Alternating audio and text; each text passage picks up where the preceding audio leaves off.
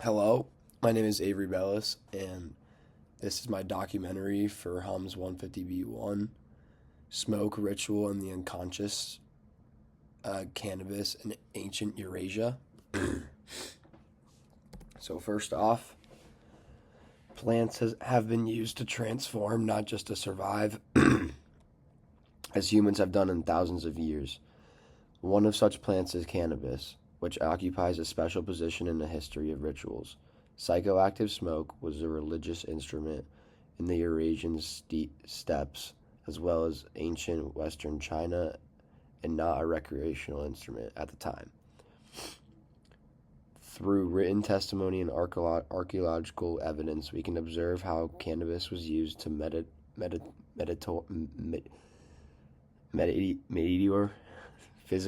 between the physical and spiritual worlds. Among the earliest accounts of ritual smoking cannabis is one of the 5th century BCE. In the histories, Herodotus describes how the Scythians sown the hemp seeds over heated stones and covered tents. He tells people how people breathed in the smoke and howl with pleasure at funerary ceremonies. This rite was after burial, and it was a purification after being in contact with the dead. Herodotus was a Greek historian who wrote about alien ways. His tone usually extofies other cultures. His narrative, nonetheless, is testimony to early literary evidence of collective psychoactive ceremony.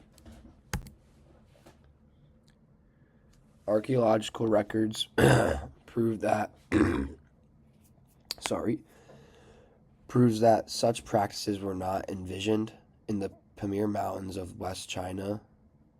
The Jerzankel Cemetery, scientists discovered wooden braziers that held stones that were subject to high heat on a regular basis.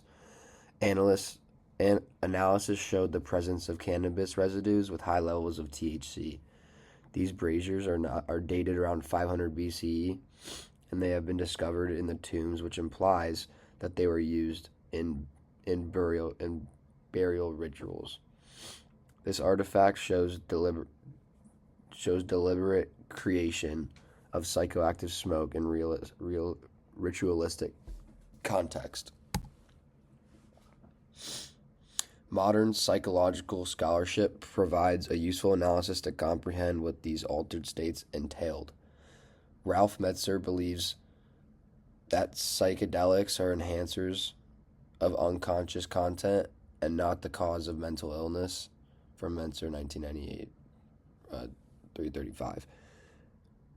He attaches significance to structure, set, and setting as a way of influencing these results. Cannabis was incorporated into the ceremonial context of both Scythian and Chinese.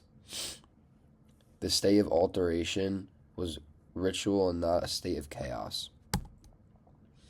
Roger Walsh reinforces this difference by comparative phenomenology. He compares shamanic trances to schizophrenia and adds that ritual trance is voluntary, socially accepted, and purposive. Psychotic conditions are chaotic and aloof. In the case of the Scythian smoke tent or the Jerzankel brazier, we observe calculated ceremony. Pathology is not observed. The transformed conditions strengthen in ties of community and in the belief in cosmology.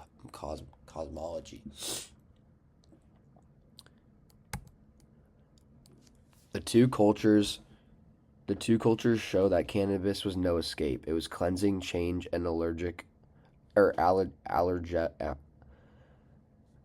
allegorical transformation.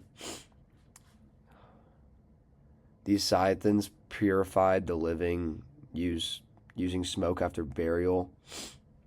In the Pamir region, cannabis was probably used in burying the dead to the next world.